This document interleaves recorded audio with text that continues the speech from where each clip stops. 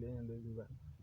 Hoy les traigo 6 leyendas del estado de Tepic, Nayarit, y una te va a sorprender, te va a sorprender. Yo creo que uno es 24 de julio, cada año se abre en ese como conocido Cerro de San Juan. La primera. Crecí en una época en la que el Hotel Playa Hermosa, en San Blas, era una joya en Nayarit. Hoy, solo quedan ruinas que guardan recuerdos de su glorioso pasado. Allá por 1942, comenzaron a levantar lo que sería el primer hotel de varios pisos en la región, un elegante refugio frente al mar en la playa de El Borrego. Con 100 habitaciones, este lugar estaba destinado a la élite, uno de los primeros complejos de su tipo en México. Recuerdo el día de la gran inauguración en 1951, una magnitud tal que incluso el presidente Miguel Alemán se unió a la celebración, aunque se retiró rápidamente debido a los molestos jejenes. Los años dorados del Hotel Playa Hermosa fueron las décadas de los 50 y 70, cuando Hollywood tenía un ojo puesto en este paraíso. Celebridades como Lee Marvin, Elizabeth Taylor y Richard Burton hacían del hotel su retiro privado, disfrutando de sus modernas instalaciones. Incluso Jim Morrison, el cantante de The Doors, pasó un tiempo allí en 1969, creando la letra de La Woman. Celebridades nacionales también dejaron su huella, Lola Beltrán, Andrés García, Jorge Rivero y otros eran visitantes frecuentes. El hotel ofrecía más que alojamiento, su restaurante era famoso por su exquisita comida, y las instalaciones, desde la alberca hasta el jacuzzi, lo convertían en el favorito de muchos. Sanblasenses que trabajaron allí aún recuerdan con nostalgia sus anécdotas. Lamentablemente, a finales de los 70 y principios de los 80, el hotel empezó a decaer. A pesar de intentos de restauración que nunca se concretaron, el cierre definitivo llegó a finales de los 80. Se dice que los mosquitos ahuyentaron a las celebridades, y la construcción de lujosos hoteles dejó al Playa Hermosa atrás. Otros culpan a fenómenos naturales, alegando que el mar se alejó aproximadamente 500 metros. En esa época, se dejó de promover el turismo en San Blas, afectando al hotel. Una huelga prolongada del personal sindicalizado selló su destino, y se cerraron las puertas. En 1991, se filmó la película mexicana, Hotel Playa Azul, en estas ruinas, dando un vistazo a lo que fue. Desde entonces, el abandono y la naturaleza se han apoderado del lugar. El huracán Kenneth en 2002 acabó con las últimas estructuras. Historias de rituales satánicos han rodeado al Hotel Playa Hermosa, aunque sin confirmación. Aquellos valientes que se aventuran por las noches afirman escuchar ruidos extraños y sentir un ambiente aterrador. Hoy, solo quedan ruinas que susurran la melancolía de un tiempo pasado. El acceso es casi imposible y peligroso. Lo que fue un símbolo de elegancia ahora es un recordatorio silencioso de la inevitable decadencia. Hola, mi nombre es Carlos Ortega. Nací en el poblado de Bellavista, Nayarit, a principios de 1900. Siempre fui un niño muy apegado a mi padre, quien trabajaba en la fábrica textil. Todos los días, le llevaba su desayuno, y a veces, me quedaba a esperar a que saliera de trabajar. Me gustaba mucho explorar todos los rincones de la fábrica. Era enorme y había muchas personas. Recuerdo que todos me saludaban. Buenos días, Carlitos. Yo me sentía muy importante, y ya quería crecer para entrar a trabajar ahí. Recuerdo que era demasiado inquieto y me encantaba correr por los pasillos de la fábrica y subirme a todas las bardas. Sentía que volaba. Mi papá me regañaba mucho, porque era peligroso jugar ahí. Me decía que podía lastimarme con alguna máquina, o peor aún, caer al canal de aguas. Una mañana, le llevé a mi padre su desayuno, y a pesar de que me dijo que me fuera ya a casa, me quedé jugando cerca del canal. Desafortunadamente caí, me llevó la corriente y morí ahogado. Pero yo aún quiero seguir jugando en cada uno de los rincones de la fábrica y desde entonces, sigo vagando. Lo que más me gusta es posar en las fotografías que las personas se toman en las instalaciones. A veces, me gusta jugar con los visitantes, pero ellos se asustan. No entiendo por qué. Soy Carlitos Ortega, el niño de la fábrica textil de Bellavista. ¿Te gustaría visitarme y jugar conmigo? Municipio de Jalisco hasta el poblado de Puga, por lo que rápidamente accedí y me dirigí al punto. 2 hombres y una mujer abordaron el vehículo. En medio del camino, los 2 jóvenes me pidieron de favor que si podía ir a un domicilio en Tepic para dejar a la chica. Después nos fuimos al poblado de Puga. La verdad es que nunca noté nada extraño durante el camino. Lo único que me llamó la atención en ese entonces fue la luz de la luna tan brillante. Era alrededor de la 1:30 de la mañana cuando llegamos al primer punto.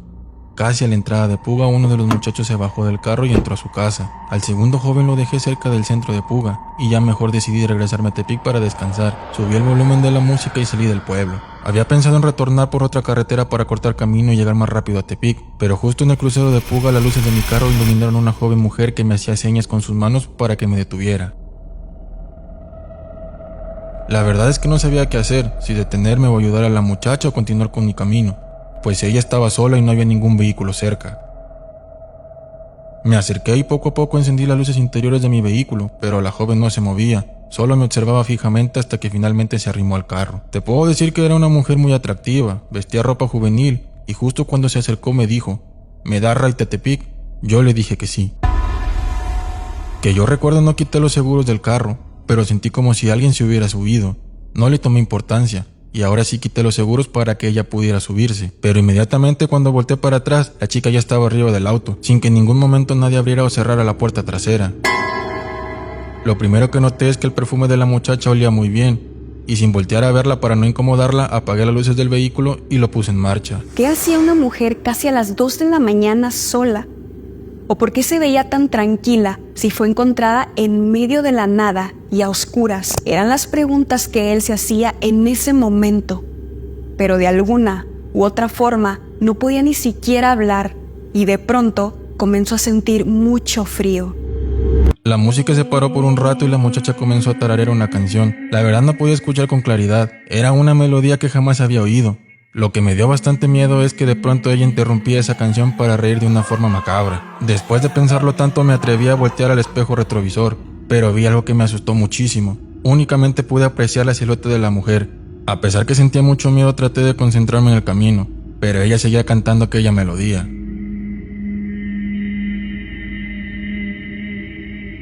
Era tanto mi miedo que no podía moverme, no podía ni hablar. Solo sentía como si alguien me respirara cerca del cuello. Aún así traté de concentrarme para evitar algún accidente. La joven seguía cantando. Sentí un gran alivio cuando a lo lejos las luces del crucero de Bellavista comenzaron a verse, pero rápidamente la mujer comenzó a llorar de una forma discreta. Sin mirarle en ningún momento y armado de valor le pregunté que si estaba bien o si podía ayudarle en algo, pero no me respondió. Las luces del crucero de Bellavista iluminaron el carro. Ya no había oscuridad, entonces ahora sí me animé a voltear nuevamente el retrovisor, pero ahí en el vehículo no había absolutamente nadie. Inmediatamente volteó para atrás para asegurarse de lo que estaba ocurriendo. La joven ya no estaba. Nunca escuchó que alguna puerta se abriera y lo más extraño es que los seguros del carro estaban puestos. Paró el carro, bajó y buscó alrededor, pero no había nadie. Entonces volvió a subir y ahí dentro lo único que podía percibir era el perfume de la mujer. Arranqué el vehículo a gran velocidad y en pocos minutos llegué a Tepic. No paraba de preguntarme qué era eso que se subió a mi carro. Me sentía muy mal. Al día siguiente le platiqué mi testimonio a varios de mis compañeros para que eviten transitar por esa zona en la madrugada. Me sorprendí tanto porque me dijeron que se trataba de un fantasma, que muy seguido se le sube a los conductores que van solos, pero que suele aparecerse de distintas maneras. Días después, me enteré de otras personas que les había sucedido lo mismo que a mí. ¿Qué habrá detrás de este escalofriante suceso? Hasta la fecha, no se sabe con exactitud quién es esa joven que se aparece en los vehículos. ¿Te atreverías a ir durante la madrugada y comprobarlo tú mismo? ¿Cierto o no? Existen los testimonios de las personas que vivieron este macabro momento que aún no tiene explicación. Yo soy Aline Satarain y esto es Catarsis. A pesar de ser un estado no muy grande, Nayarit alberga diversos sitios que guardan historias misteriosas o paranormales, muchos de ellos apenas conocidos. Me encontraba viajando por estas tierras cuando escuché relatos intrigantes sobre apariciones y energías inexplicables en sus carreteras. conductores juraban ver figuras extrañas en la oscuridad, oían lamentos, e incluso contaban casos donde espíritus aparecían dentro de los vehículos. Sobre la carretera federal 200 Tepic-Puerto Vallarta, también susurraban historias paranormales. Una mujer que se aparece en una curva durante la noche, luces extrañas y otras apariciones en distintos tramos, alimentaban la leyenda. Pero lo que hace este lugar aún más enigmático es una misteriosa capilla cerca del poblado de Mesillas, en Compostela, que capturó mi atención al caer la noche. Mientras circulaba por allí, una extraña sensación me embargó al pasar por ese tramo. Se trataba de un lugar repleto de velas, figuras religiosas y cientos de plegarias, dejadas allí para pedir o agradecer por un buen viaje. Entonces me pregunté, ¿cuál es la historia detrás de esta misteriosa capilla? La leyenda que más resuena cuenta que un trailero, atrapado entre los fierros retorcidos de su pesada unidad tras un terrible accidente, rezó y prometió construir un altar si sobrevivía. Otra historia habla de un camión sin frenos que milagrosamente se detuvo en esa altura después de las plegarias de su chofer. Así nació la idea de la capilla. También se menciona un trágico accidente de un autobús turístico que dejó alrededor de 30 personas fallecidas como origen de la construcción de la capilla. No obstante, al llegar al lugar, me encontré con un letrero que afirmaba que la capilla del Sagrado Corazón de Jesús fue donada por Miguel Aguirre Tobar el 12 de junio de 1995. A día de hoy, la capilla persiste llena de veladoras, santos y plegarias, con dos pequeños altares dedicados a la Santa Muerte en cada extremo. Sea cual sea la verdadera historia, lo cierto es que el Santito, como lo conocen muchos, sigue siendo un punto de interés que despierta la curiosidad de todos quienes lo visitan. El Panteón Hidalgo, el más antiguo de Tepic, fue construido entre 1836 y 1845, y es testigo de muchas historias, incluida la mía, la leyenda de la Niña de Piedra. Permíteme contarte cómo se cuenta la historia, misma que ha pasado de boca en boca a lo largo de los años. Resulta que yo solía desobedecer a mi madre constantemente. Un día, acudimos a llevar flores a un familiar al Panteón Hidalgo, pero yo estaba jugando en las tumbas, saltando y corriendo por los pasillos. Mi madre, ya cansada de decirme que le hiciera caso, me dijo que si la volvía a desobedecer me convertiría en piedra, pero yo me fui corriendo hacia la capilla. De pronto, poco a poco, mientras corría, sentía como mi cuerpo dejaba de responderme y se ponía cada vez más pesado, hasta que me transformé en piedra. Hoy en día, al costado derecho de la capilla de Nuestra Señora del Refugio, hay una piedra de casi 1 metro de diámetro, con dibujos circulares que la hacen parecer un objeto funerario o un petrograbado. En ella, letras metálicas han sido impuestas, formando la palabra Madre. Ya no recuerdo la fecha exacta de este suceso, pero yo sigo allí, contando silenciosamente mi historia, hasta la eternidad. Leyenda de la iglesia de San Juan en Nayarit. Cuenta la leyenda que todos los 24 de junio en el Cerro de San Juan aparece un pueblo y una iglesia que atrapa a sus visitantes por 25 años sin que éstos noten el paso del tiempo. Dicha leyenda se originó después de que un señor entrara a dicha iglesia, después de partir en busca de una vaca perdida. El hombre al salir de la iglesia cortó un par de naranjas para su esposa. Sin embargo, en su camino de regreso, notó cambios en su alrededor, nuevas casas que no reconocía, y en la suya propia lo recibía un joven que no lo conocía. Se trataba de su propio hijo, ahora maduro con el paso del tiempo. El hombre intentó explicarle a su esposa e hijo cómo para él tan solo había pasado una noche. Del mismo modo, encontró que las naranjas que había cortado en el exterior de la iglesia ahora eran de oro.